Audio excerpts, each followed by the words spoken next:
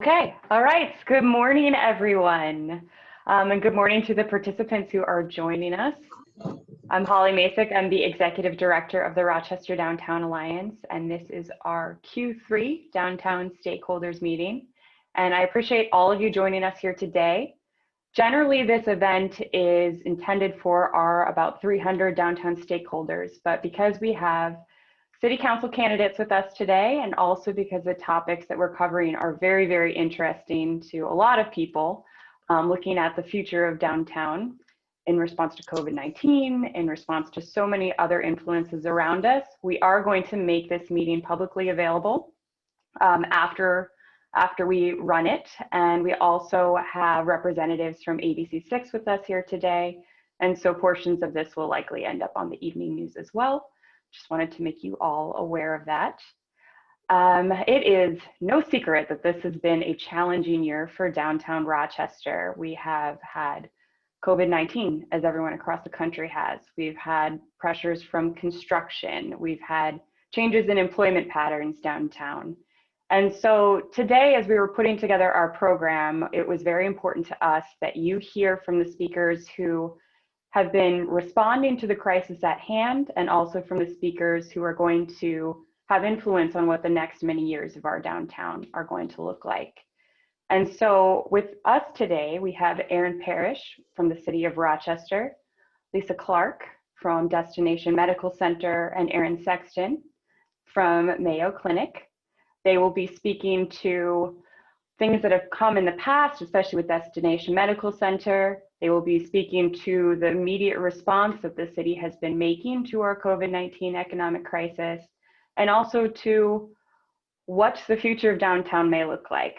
We also have with us today our candidates for Ward 4 City Council, which covers downtown. You may know this as Mr. Mike Bilderback's seat.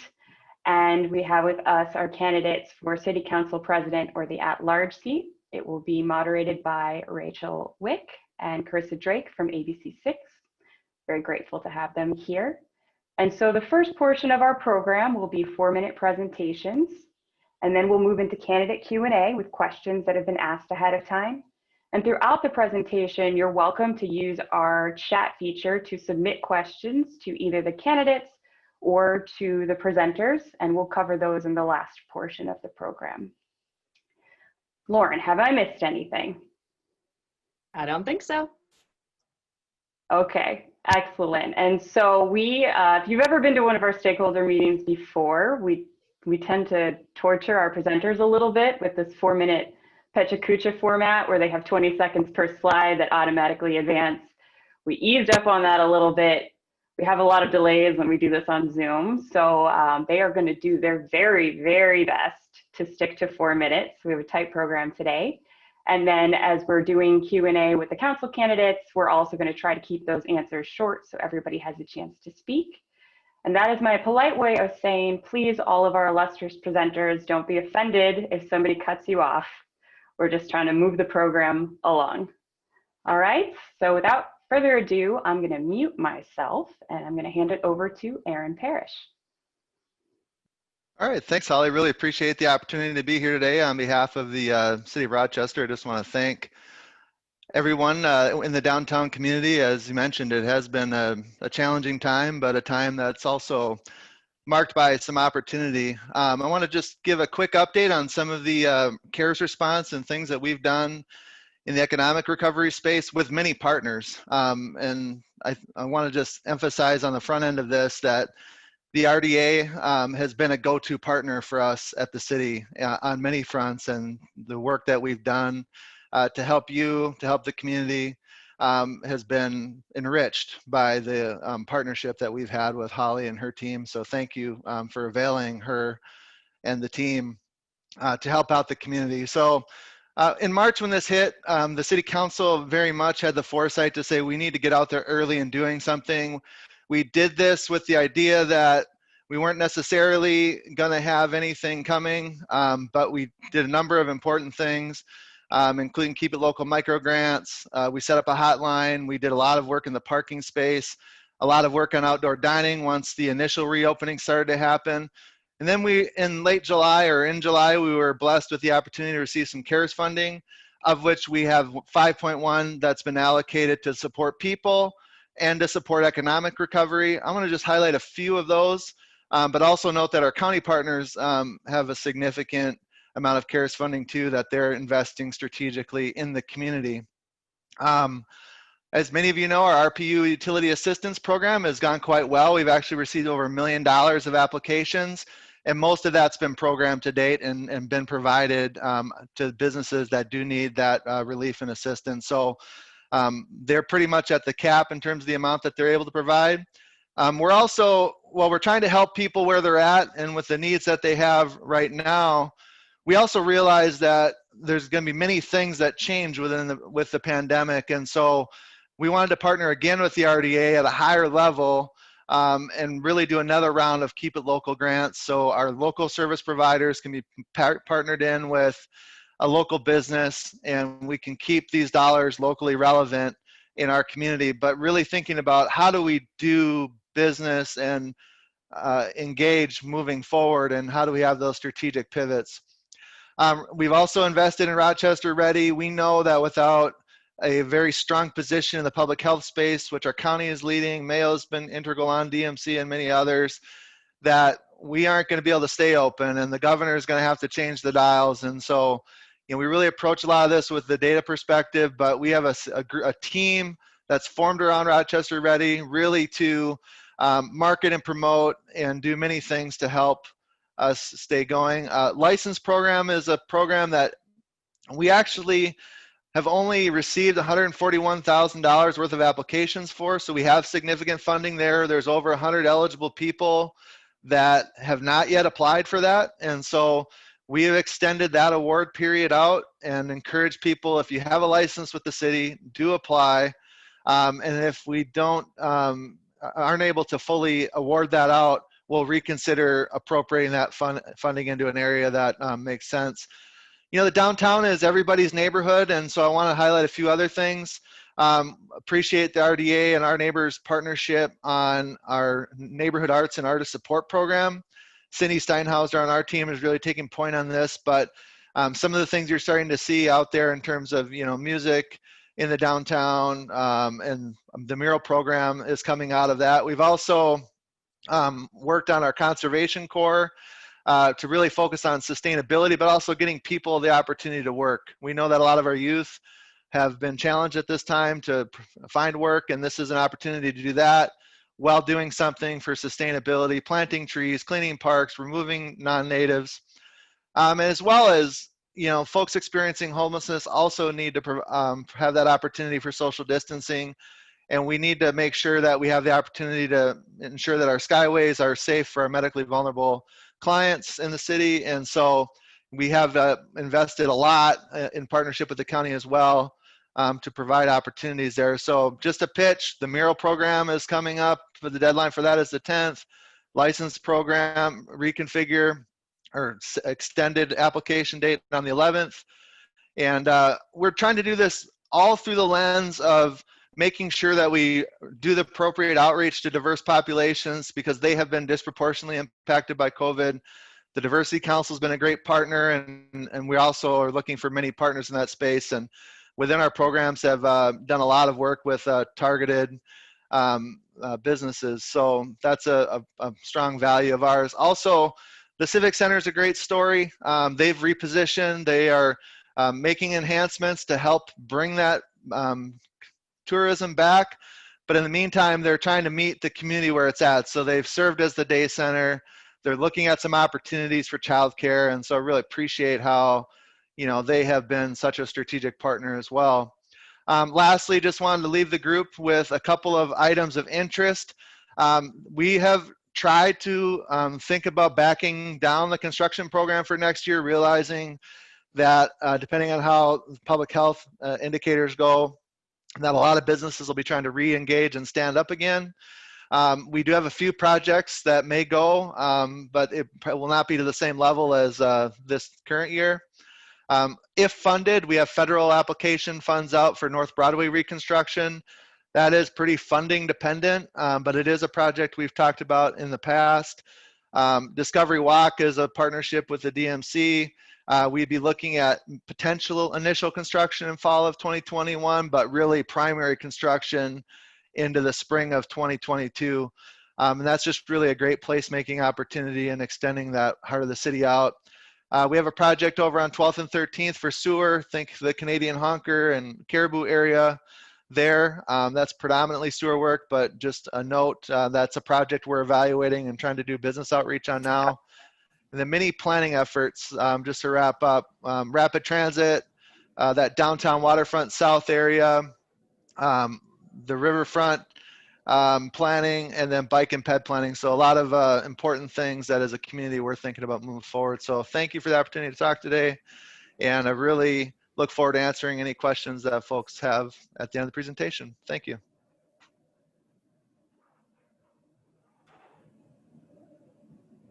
Thanks, Aaron. I think we will go ahead and move on to Lisa Clark.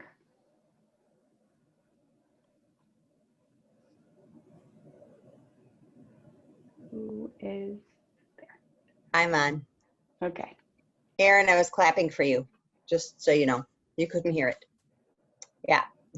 Good morning, everyone. RDA, a big thank you for hosting this. And also thanks to the RDA for being such a great community partner on so many things. Aaron mentioned some of them. My name is Lisa Clark, and I'm with Destination Medical Center, and very happy to give you an update today. I thought I would give you 4 quick updates in my 4 minutes.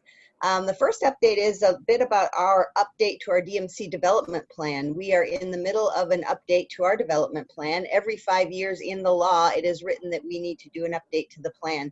And that's a very brilliant part of the law because it won't be a dusty plan. It's a plan that we use every single day. And so in the middle of this development update, there's a few core areas that some top line outputs that we'll be doing from this plan. One is to report on our first 5 years. And I wanted to tell this group that we are very proud, and we all should be proud together because we've been doing this together on our first 5 years of DMC implementation. We've brought in about $1 billion of investment into the Rochester community and about 7,700 new jobs.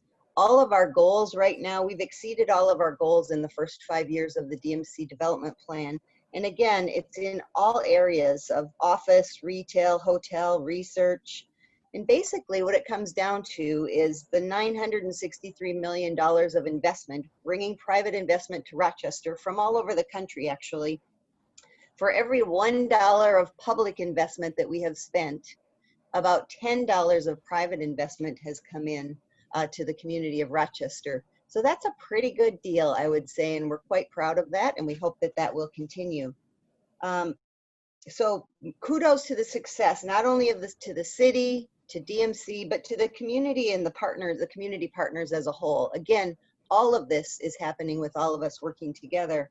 And I would say, yes, we're building things, and yes, we're doing transportation, and yes, we're shifting modes and all of that. But really what we're doing is building partnerships and collaboration that we haven't seen happen in a long time. And it's been very powerful, and I want to thank everybody for that.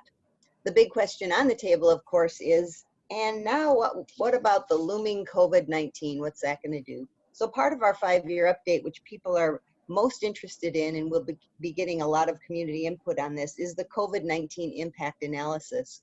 We've hired a firm called HR&A, and this firm is really going to put some scenarios together for all of us. We'll all be able to use, and these scenarios basically will show the impact of COVID-19. It's an extrapolation of data, and so we'll do the best that we can. What kind of impact it will have on the Rochester community, based on when vaccines come in, based on the public health input that's across the country. And then we will, of course, extrapolate that data and help all of us, business owners, government entities, work together to try and figure out what kind of new numbers that we can project for the next 5 years. So the other parts of our impact will be these next 5-year impacts, these numbers that we'll be drawing from this to help us see what kind of progress we can make. And again, as I said, we're working from a position of strength. So these first 5 years were strong, and they will carry us through some of these bumps in the road that we have to come. So I think that will be helpful for all, and it will be public information. The second update I wanted to give to you was just a few quick program updates or project updates. One is the transit circulator. Aaron mentioned that just briefly. The transit circulator is basically going to help us with our mode shifts. So you all know that today we have about 35,000 commuters to the downtown area. By 2040, we will have about 62,000 commuters. So with that commuter population, we want to make sure that we're shifting the modes, shifting people to drive less from their individual cars into public transportation and transportation sharing. To do that, one of our projects is called the Transit Circulator. It's a new, I call it light rail on wheels, excuse me, light rail on wheels. It'll go from the west side of Rochester through 2nd Street down to about the government center, and it'll go back and forth every 5 minutes during our rush hours, which is in the morning and late afternoon, and then every 10 minutes the other hours of the day. It's going to be reliable, efficient, safe, climate controlled. So I think it's going to be really powerful to keep people from all wanting to drive downtown, rather a more efficient, effective opportunity. So this should be a pretty amazing opportunity for all of us, again, this transportation. We also have in the middle of our world that projects are continuing to go forward is to Discovery Square. So we have Discovery Square 1, it's about 90% filled, that building occupancy.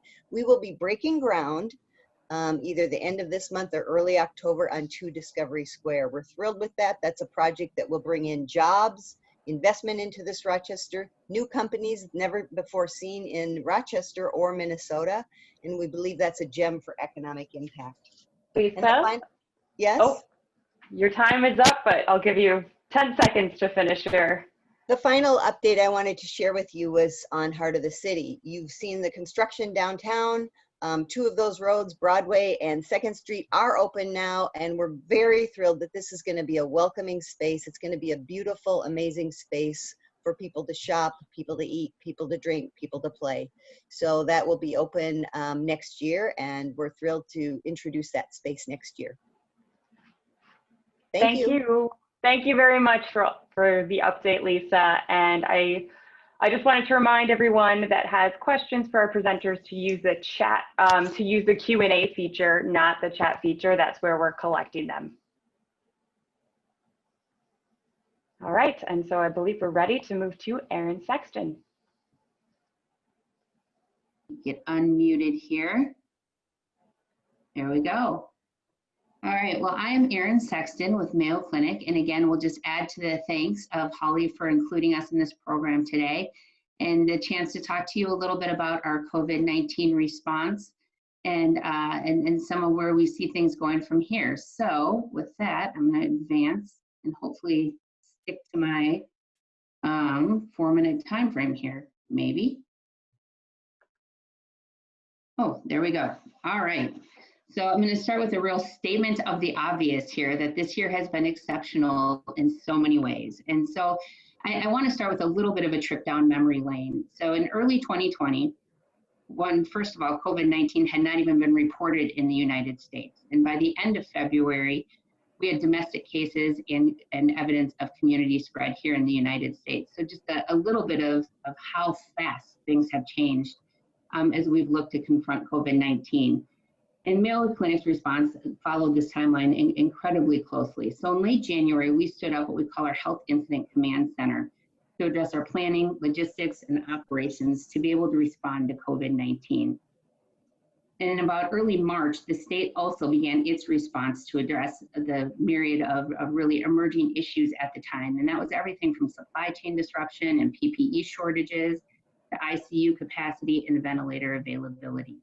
So we participated actively in these groups and also collaborated independently with private partners and peers to find solutions to these really large and mounting problems at the time.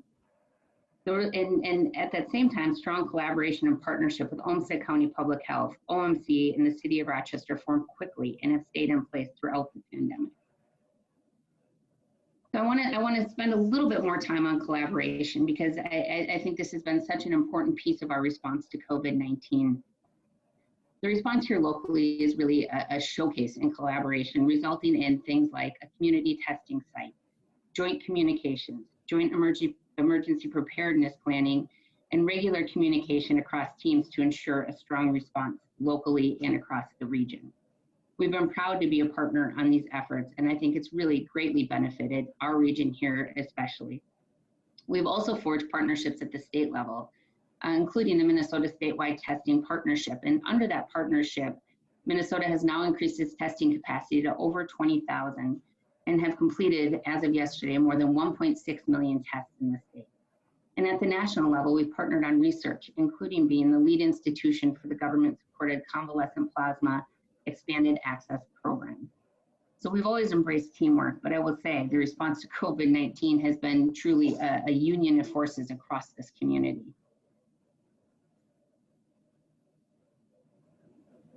The impacts, as we know, have been wide and deep. And with the onset of COVID-19, we proactively made the decision at the time to postpone elective patient care.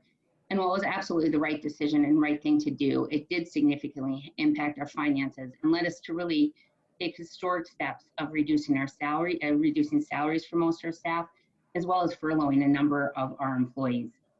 With the resumption of our practice in May and a strong demand for services, we've been able to restore salaries recently and have returned all of our employees from furlough sooner than initially projected. And as we reopened the practice in May, we also had to make some pretty significant adjustments. We had to reshape and refine our practice to create a safe environment for our patients and our staff. And we've implemented some things like implementing door screeners, visitor policies, temperature checks, check-in at the waiting room policy, check-in and waiting room policies. And all of these things have really helped to keep our workplace exposure to a minimum. Additionally, we've been able to refine our safety measures to allow our practice to operate more fully. And at this point, the practice has now recovered to nearly pre-COVID levels, which is pretty amazing. Another measure we've had to take to protect our patients and staff has been to transition our non-patient facing staff to a remote work model. So as you can see, I am working from home. I do not have, we do not have a pink background at Mayo Clinic. But what I would note is we will continue with this model for the foreseeable future, really as a safety measure for our patients and staff. We want to be able to limit the exposure for our staff and for our patients who are with us. And as many entities across the country are doing, work from anywhere, our remote work models are becoming more of a norm, and with more people adopting this on a permanent basis. And while we don't know exactly what our work from anywhere model might look like into the future, what we will do is commit to keep you updated as our plans evolve and as we know more about what that work from anywhere model would look like. I would note, though, a large majority of our staff are patient-facing and will continue to be in the downtown along with our research staff. And additionally, we expect that staff will continue to come to campus regularly, and there will be space to accommodate a hybrid, or really a work from home and a work from campus type model. So we expect that you will see even our staff who are in a work from home type model to still be downtown, still be on campus, still having lunch at our local downtown businesses on a regular basis. Erin, I hate to. Am I at the end? Okay, well. You're at the end, but if you want to rush through that, we'll move on. I will rush these last two. So what I would say is, regardless of what that model looks like in the future, we are committed to a vibrant downtown. And this is critical for us. It's critical for our patients. It's critical for our staff, and it's critical for our community, frankly. And so we're working closely with groups like the RDA and the Chamber and DMC to look at how do we really re-engage our staff back into downtown and frequenting our downtown businesses. We're looking at utilizing our communications channels, things like Perk Spot, delivery drop points, and partnering on the Shop Local campaign that the Chamber is rolling out. So we think we see some exciting opportunities to really look at how we re-engage our staff. And I think this will be important as we move forward into an economic recovery mode. And then the last thing I would just add is we know this is far from over, and the continued response efforts are going to be critical. The continued partnership on economic recovery that Lisa and Erin have referred to, so I won't repeat those things. But things like back to school and the race for a vaccine, we need to continue to stay vigilant. And the last plug I will say is get your flu shots. We are heading into winter and flu season, and this is going to create another challenge for everyone. So I will leave my final plug as get your flu shots. And thank you for your time today. Thank you, Erin. Thank you very much to all of our presenters. Didn't have to do those advanced slides, but they'll come back someday. So thank you, and we will accept your questions in the Q&A box for the end of the program. For now, I'm going to hand it over to Rachel Wick, who is going to lead our conversation with our city council candidates. Great. Yes, Holly, thank you. And again, Lisa, Erin, and Aaron, we ask that you stay on so that at the end of this conversation, if we do have any further questions that we need some help answering, that'd be great to hear from you. So thank you. All right, we are once again excited to have 4 council candidates with us today. We have Ward 4 candidates, Katrina, and let's see, who else do we have here? We have Kelly Ray Kirkpatrick. So Katrina Pullum, Kelly Ray Kirkpatrick, representing the majority of downtown Rochester. And we'll begin with introductions from each of the candidates today. And Ward 4 will be first. Kelly Ray Kirkpatrick, you have 1 minute. The floor is yours. Thank you, Rachel. Thank you, RDA, for your time in bringing this forum to the viewers. And thank you for taking your time, viewers, to understand the issues with the candidates. It's a proactive step to help make Rochester the city that we do want it to be. I love serving my community. I was born here, graduated from John Marshall, as did my parents. And I've been attending city council meetings for quite some time, mentored by Mark Bilderbach for some graduate study work that I did, completing it last year. And I'm becoming even more familiar with the legislative process here in Rochester. And I chose to run because it's an extension of all of the community work that I've been doing so far. I sit on numerous local and county boards and advisory panels, helping citizenry to just become more engaged, forming partnerships, and doing good for the community. Hard decisions are going to need to be made as we move forward in Rochester with the pandemic, staff changes, new city councilmen coming on. So we need to bring our diverse voices together during this time. The young, the aged, all of our residents, those that are struggling financially and those that are doing well. We have significant gaps in equity and quality of life. And without strong economic recovery for all, our community can't become more inclusive and sustainable. So that's why I'm running. I listen to people, I get things done, and I have a heart. Ellie, thank you. All right, next up, again for Ward 4, we have Katrina Pullum. Katrina, the floor is yours. All right. Well, I was told we had 1 minute, and that's hard to do. We've all learned. But I am running because I'm a small business owner in town, watching kind of what's been happening, and small business owners seem to be unheard right now. It's a tough time for everybody. So I work very closely with everybody downtown right now.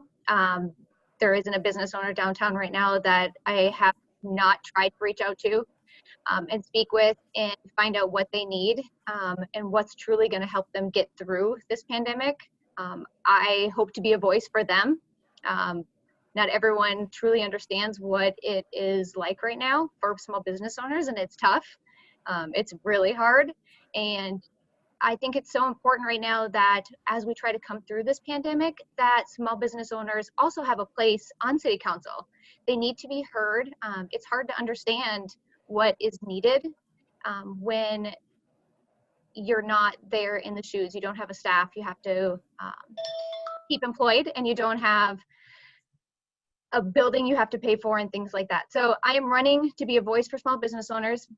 I employ over 40 youth normally pre-COVID in our community as well. And I think it's important that their voices are heard as well. There is a lot happening with school and the different choices, and as Kelly mentioned too, just a lot of inequities in our town. And I 100% agree those things need to be heard and need to be addressed.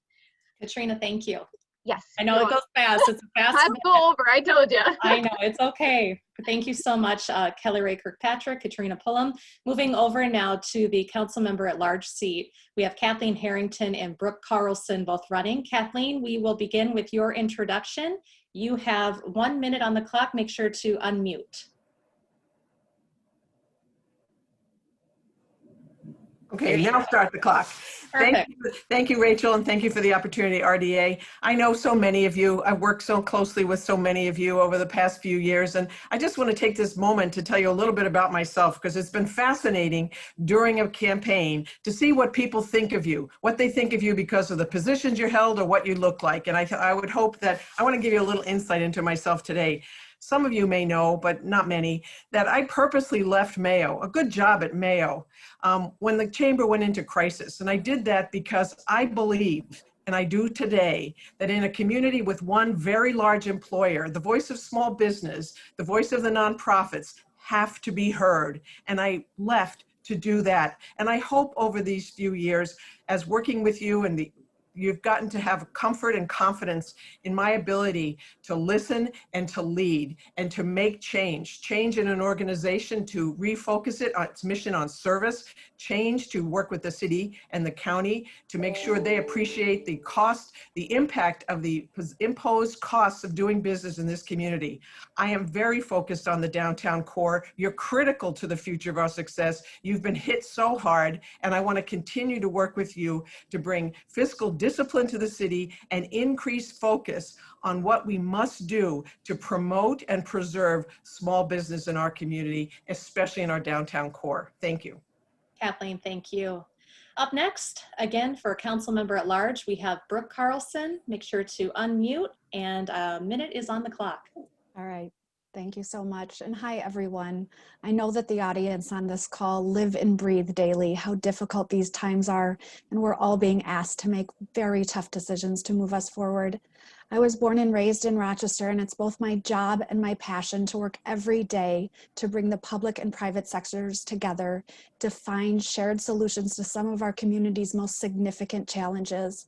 I am a small business owner, a leader in the nonprofit community, a public health professional, a community volunteer, and a mother of 2 young sons. I share the worry and heartache felt by so many of you. My expertise in urban planning, public health, and human services enables me to guide efforts to create strong, inclusive communities where people and businesses can thrive. A favorite saying of mine is, with breakdown comes breakthrough. In this crisis, we have a chance to innovate around issues that matter to us and support people who live and work here. In this time of uncertainty, it is my sincere commitment to bring our many voices together to create a more just community, one motivated by compassion, courage, and hope. Thank you. Brooke, thank you. Our next question comes from one of the stakeholders today, and this is a question for all 4 candidates. What are your priorities for the first 90 days? Again, what are your priorities for the first 90 days? We'll begin with Kelly Ray Kirkpatrick. Thanks. My priorities for the first 90 days would be working on public safety issues and our infrastructure. I don't think we need to continue with the amount of construction that we've been doing, and we need to form more partnerships with the broader residency, especially with the downtown core neighborhoods, because they're the ones that use the areas that are downtown more frequently than a lot of the people that are out in the outlying areas. By reaching out to the communities, such as what's happening with the Southeast Area Plan, I think we're going to establish a relationship that's going to carry through for the city in helping us to establish a more equitable and sustainable city plan. Katrina, same question. So first and foremost would be going over our budgets. I've seen the new proposal that came through. Some of it, it just came through a couple days ago, and I've been reading it the last couple days. So spending budget cuts, number 1, finding new ways. We need to create a new path forward. Economic recovery would be number 2. How are we going to survive? Winter's coming. Half of these businesses are not going to be able to use outdoor dining. What's our plan? How are we going to help them? And then affordable housing. We have an extreme housing shortage right now. We've lost the entire middle gap. It's renting to being able to afford $300,000 home. So how do we work with our builders and our developers and figure out a plan to get back that entire circle and build homes again in town that are affordable? Thank you, Katrina. Kathleen, same question. Okay, 3 top priorities, which could be a list of 23. But I think the first and foremost thing, and I know that the current city council will have a lot to do with this, but I would really hope that in time they realize the incoming council should have more to do with it, is the hiring and the orientation of the new city administrator. This is a very, very important position for our future, the future of our community, a lot of responsibility. So I think significant focus on the selection and the orientation of that new leader in our community. The second thing would be focus on the budget oversight. Yes, the budget will be passed, but I think increased oversight will be necessary to make certain that it is as fiscally responsible as it can be. So deep oversight of that budget and its implementation, just as every one of you is having to do every day in reviewing your budgets, your resources, and your expenses.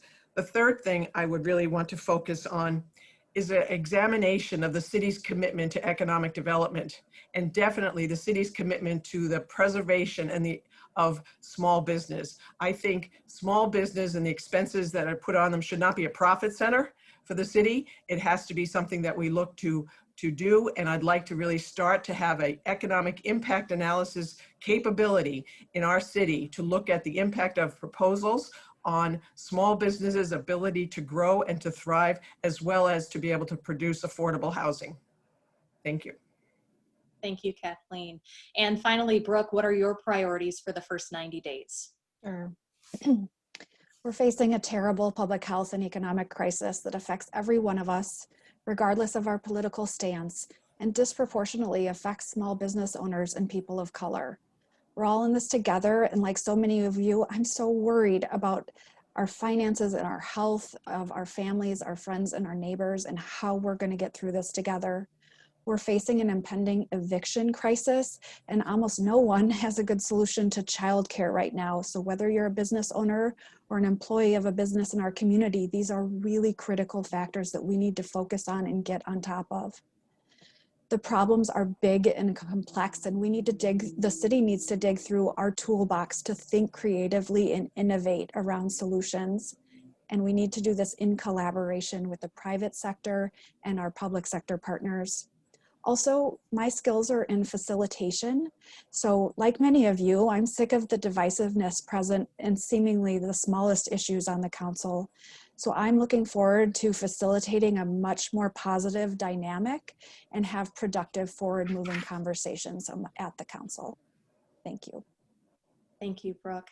Kelly Ray, this question is for you. Olmsted County officials recently reported that there's been a lack of response from residents in downtown Rochester regarding the 2020 census. What ideas do you have for community outreach to engage with these people that may not be as civically active at this time? Most of the communities that I've been working with my community outreach, the Somali community, the Cambodians, as well as the Hispanic, they are doing excellent outreach right now, and the IMA is pushing for getting the census out. Olmsted County is doing a phenomenal job at being counted. Their work that they proposed back in the spring before the library actually closed is helping to get people to be counted and understand that their impact of changing what goes on with the census to be heard is important. And also the Diversity Council is working on that. So I have kind of a hand with most of those that I've described in working on that, and I, of course, will continue that work. Thank you.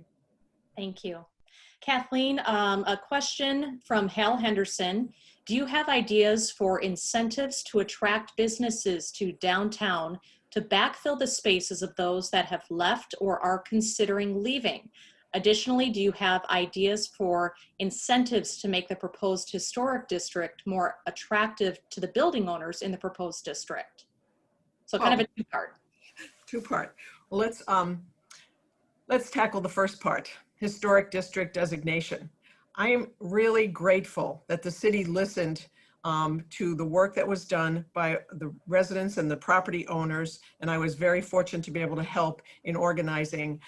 They listened to the fact that jumping to a district before there's a full strategy was probably putting the cart before the horse. So I'm pleased that the city is now looking to develop a fulsome strategy which would in turn eventually define what we want to do in terms of historic preservation at large in the city before we say designate certain areas. So there's a lot to be done before incentives are defined. But I think the city is more mindful now that people are not just looking for dollars, they really want to see a full plan and how they fit into it. The second, I am very, very concerned about the amount about commercial real estate in our community, especially in downtown.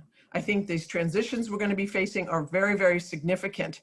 So just in fact, earlier this morning was on conversations with another economic development organization in town saying how we, the chamber and others working with the city, have to be much more strategic in attracting new businesses.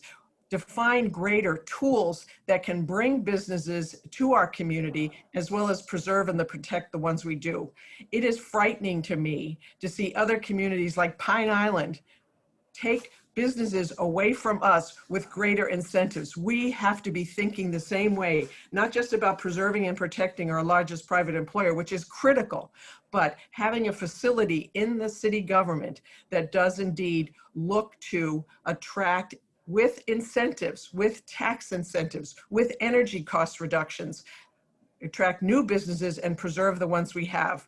It is heartbreaking to me that AMPI and Seneca left. When Seneca left, there could have been ways to incent them to stay here, ways that other communities do, and we have to catch up in that regard and really get with the program and start being intentional about maintaining small business and our mid-sized employers in this community. Thank you.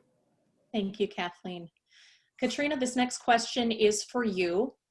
We've all heard about the number of business closures in recent months in downtown Rochester. It's affected everyone from the public to these small business owners.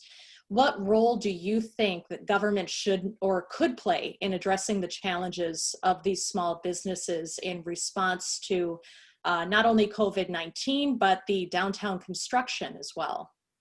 Yeah, a lot of what Kathleen says, just recently said, kind of addresses this. Incentive programs are huge. We lost a lot of businesses downtown for a mix of reasons. You know, it's not just one thing, but altogether it's created this horrible tornado, I guess you could say, downtown right now, where COVID, the construction, the timing, now we're coming up on winter, so it's going to get even worse, and I don't know how much the city has thought forward yet. What can the city do? We really need to just be talking to these people downtown. They feel unheard right now. They are sending letters to our city council, they're sending letters out, they're trying to be heard, and nobody is taking the time to even respond back to them. They're going 2-3 weeks before they even get a response back, and they are desperate right now for help and for people to pay attention. So talk to them, pay attention. That would be the simplest thing that can happen today. Beyond that, we need to create a program. Right now, rent relief is probably the biggest thing that I hear. Rent is insane downtown, especially. The numbers that I hear are through the roof, mind-boggling what some of these businesses pay for rent. And they need help. It's impossible to survive construction, COVID, and soon winter, and you know, not having the number of even, I mean, Mayo workers downtown right now. They're kind of in a more of a trifecta swirl, and they need help. So finding a way to actually help them directly, not through programs that they got to wind through, create things, see if they even qualify, work with them directly, help them directly, find a solution. There are solutions. We've been getting funding. There's things that can be done, but people need to listen, and they need to listen to the people who are affected downtown today. Thank you, Katrina. And Brooke, off of kind of what Katrina mentioned, downtown Rochester has obviously changed a lot within the past decade, and most recently in the last 5 years. Where do you hope to see more growth in this region in the future, in the next 5 years to come, and what role will you play in helping to make that happen?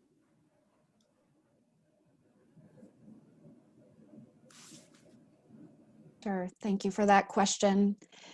So as has been mentioned already by some of my colleagues on this call, I think it's important that we are both considering how we achieve our aspirations for growth. So some of the points that Lisa was talking about, what is the good timing of growth? How are we being really thoughtful about what the impacts are and using data strategically to help us make decisions about our planning and our future is absolutely critical.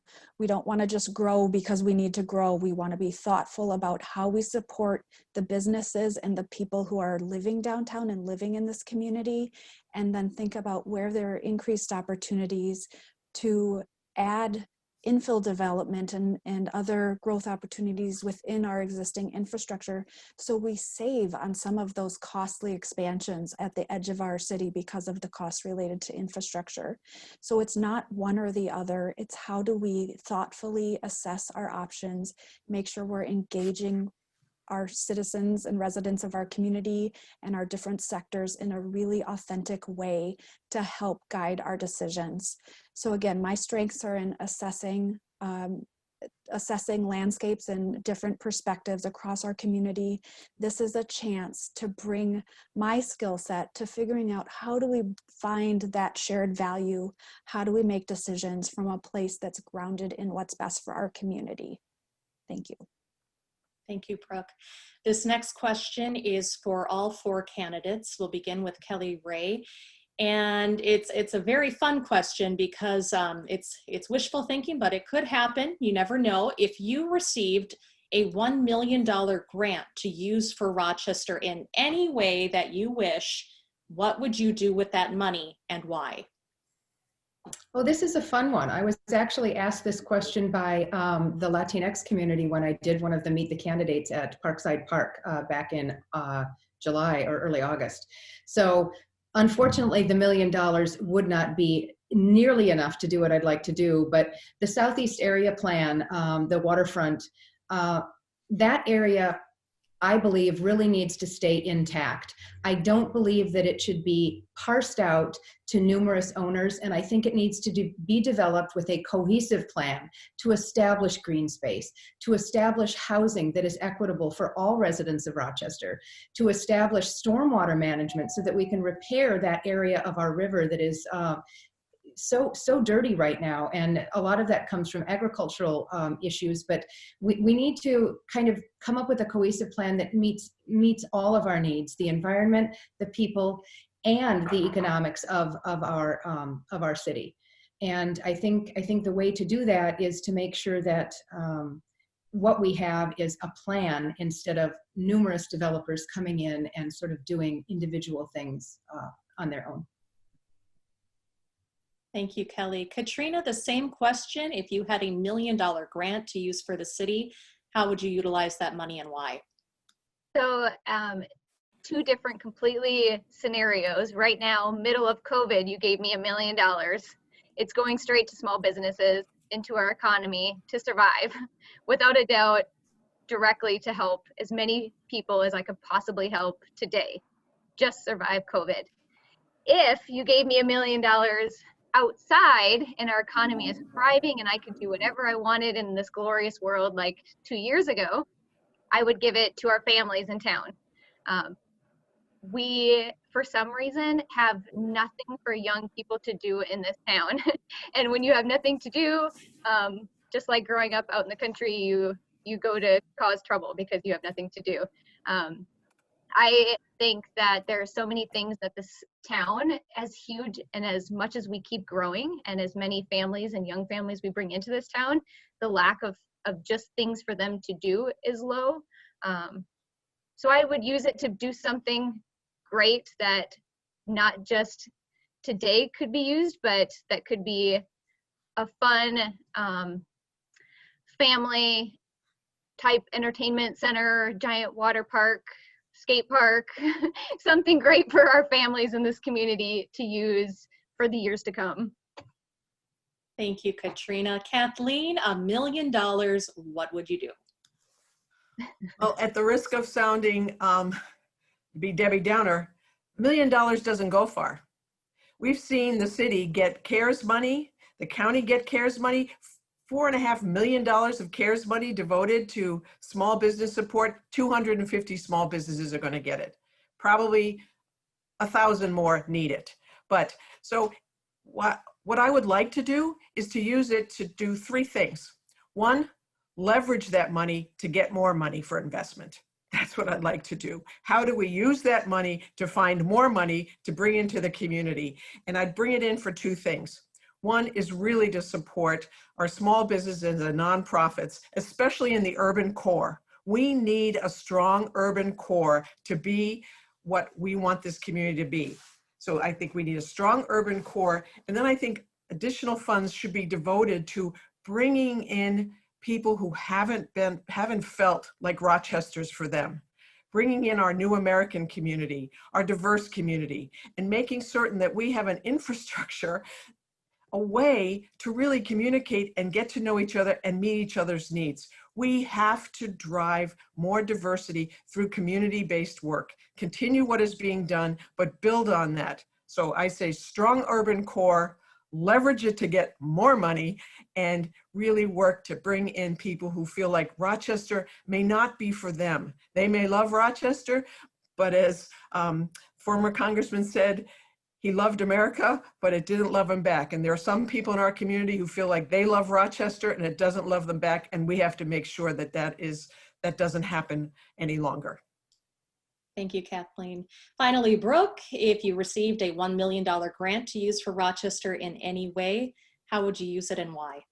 Sure. I also think there are two scenarios here. So first of all, because I lead the nonprofit consortium and I am involved in many public sector projects, I see firsthand the ripple effects of when our business community is not doing well, because it increases demand on those public and social services, and that sector has fewer resources than ever to help support individuals experiencing new or long-term crises. So I think investing in our business community right now is absolutely critical to support our community overall. If this were a different time, I am very supportive of investing in job opportunities that create more jobs. So as a working mom, I think about what sort of jobs do we need in this community? Well, one example is childcare. We need childcare jobs that pay reasonably well and have benefits, but also that there are career paths for those that are in childcare, not for their long-term career, but as a stepping stone and as something that they can grow and stay in Rochester and have the opportunity to be here. So I think that there are a couple ways of investing, and right now we have to face this crisis and use our resources smartly to survive and get us to a point where we can invest in growing into a thriving community. Thanks, Rachel. Thank you, Brooke. I think it's safe to say we have 4 very worthy candidates, very progressive candidates who want to see Rochester flourish into the future. Thank you, ladies, for taking the time today to answer some of our questions.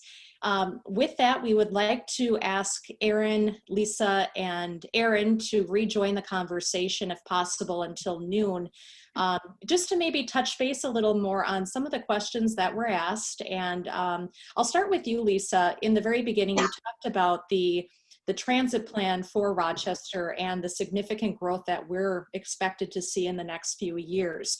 I had asked, I think it was Kelly Ray, if I asked you about was it the census? Was that correct? Yes. Okay. So based on the census and getting more people in downtown Rochester involved with participating this September, we know that dollars for funding for transit could be significantly impacted if we don't have the right amount of people taking part. How do you see DMC engaging with the community to try to make this happen and let them know about how precious of a need this is for our community?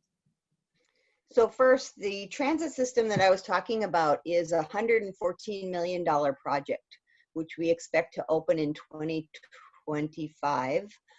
Half of that, we just applied for a federal funding grant. So half of that, approximately half, about 49%, would be through federal funding dollars, which would be amazing for this community. So we just submitted that application, and we should hear back. We should hear more on that in the spring. It's quite a process.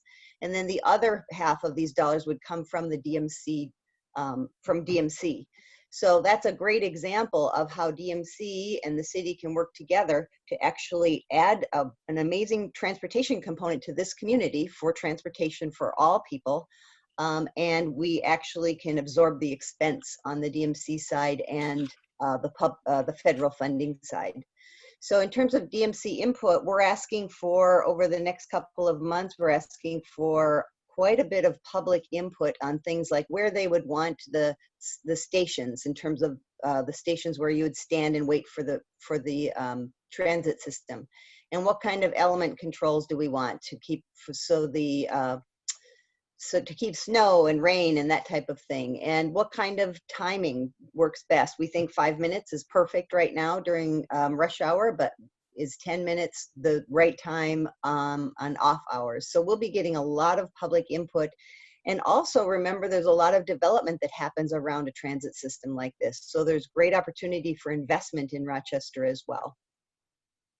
Lisa, thank you. And Mr. Parrish, I think that question kind of goes to you now, based on transportation and the downtown construction needs for the future. You had mentioned that because of COVID and the state of businesses in our community and just wanting to help them get their feet back on the ground again, possibly delaying some projects. How would this impact DMC's plan?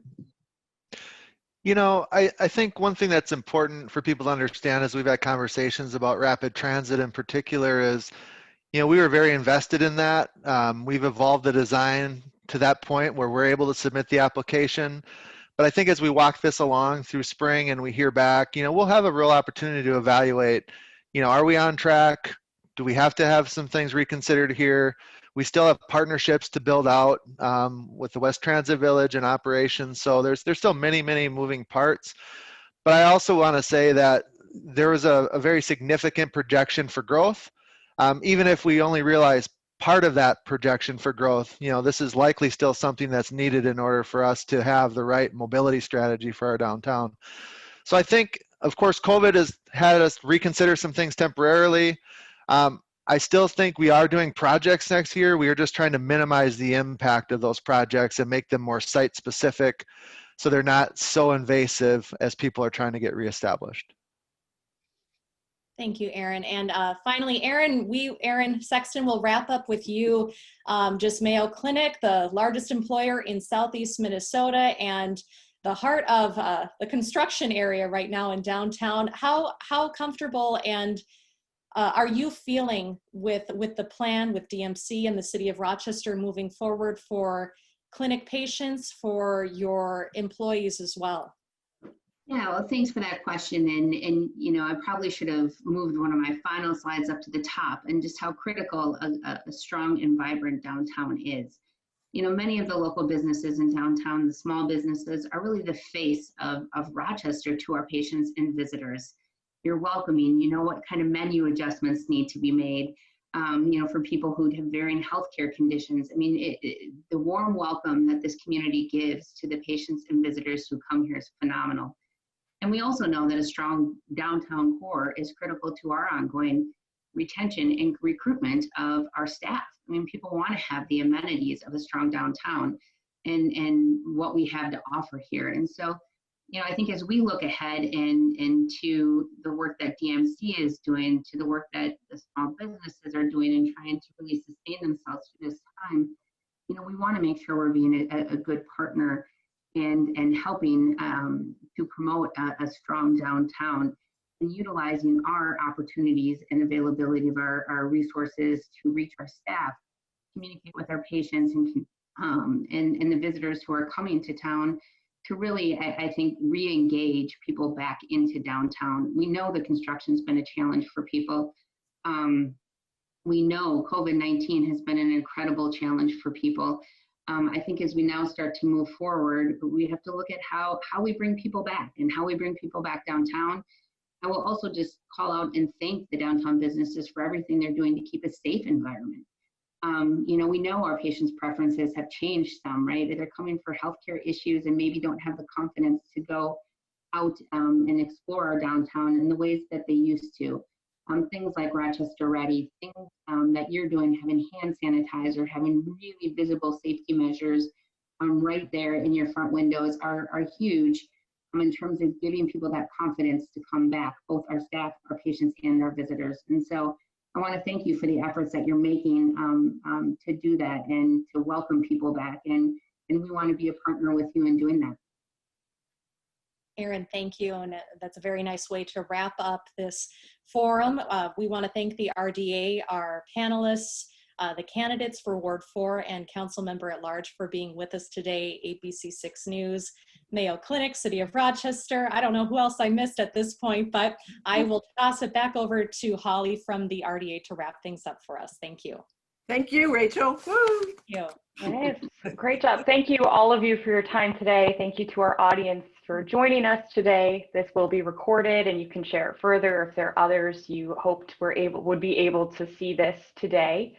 I hope you understood from our speakers that there are individuals at all levels of our community who really care about downtown and really want to see it thrive and are really thinking about its future. I think we also learned today from some of the candidate responses that as much as we're doing, maybe we're not communicating as well as we hoped that we were. So I learned a lot today as well from some of the candidate comments. And, you know, these stakeholder meetings are one attempt to try and bridge that gap between those who are affecting downtown every day and those who are living downtown every day. And I hope we can continue to do this, have these great conversations, ask these hard questions, and connect with each other. Hopefully someday soon in person again. But until then, thank you very much for joining us here for yet another virtual event. You guys were great. Thank you, especially ABC6 for coming in and facilitating so gracefully. This was amazing. So if you have any follow-up questions, please reach out to us. And otherwise, I hope you all enjoy your day. Thank you. Thank you. Bye.